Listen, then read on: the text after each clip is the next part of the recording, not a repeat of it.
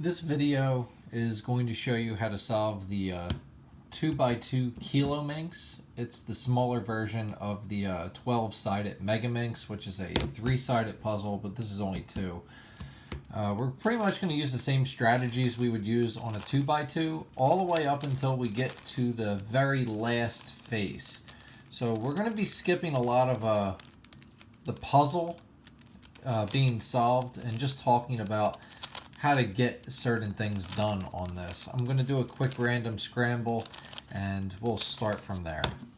So assuming you know how to solve a 2x2 or even a 3x3, we're going to just insert every single edge piece on one face the same way we would insert it in a 2x2 or a 3x3.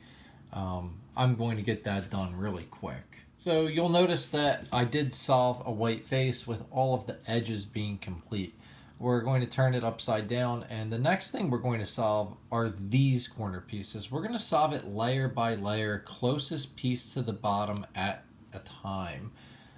We're going to insert these pieces just like you would on a 2x2, and I don't think anyone's going to struggle with this. Once again, this video is really going to focus on the last layer and a game plan for solving this. Alright, so those pieces are now in place. Once again, the game plan is to just keep moving our way up. The next pieces we're going for are these pieces. We're going to get all of them all the way around the cube done, and we'll be ready to talk about how to do the last layer. So we are on to the final layer, and the game plan for this is to get each corner into the correct spot and then use the beginner's method finish to solving this in the correct orientation. What we're going to do is we're going to grab a 3x3 puzzle and relate the 3x3 puzzle to this puzzle so you understand how to solve it.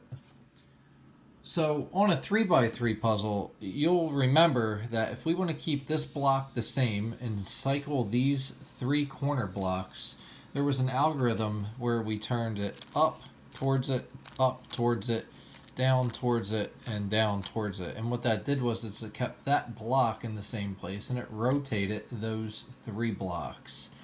Let's see what happens if we run the same move on this. Now, keep an eye on all these pieces. Up, over, down, over, down, over. You'll notice nothing happens. So we can't use the same exact algorithm, and the reason why we can't use the same algorithm is this shape has 4 edges where this one has 5. So if we want the move where we go up, over, you'll notice when this one goes up and then over, it has affected a piece that changed, that we want to change.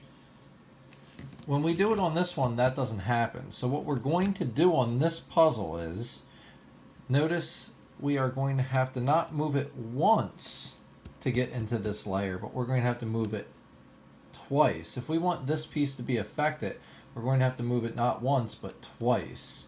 So what we're going to do here is keep an eye on these pieces. I don't think these pieces will move, and I don't think we want these pieces to move. Off-white blue, orange blue. So my game plan here is to do up 2 overs, up 2 overs, down 2 overs, and then down 2 overs. You'll notice that these blocks stayed in the same spot and these 3 blocks cycled. You may have to do this a couple times, but just remember these 2 blocks will never move and these 3 blocks will cycle. This is the move that I did not prove in the 3x3 video, and I gave you a hint on a quicker 3x3 video on why it works. But now that this is in the correct orientation, we can now finish it off in the beginner's method finish.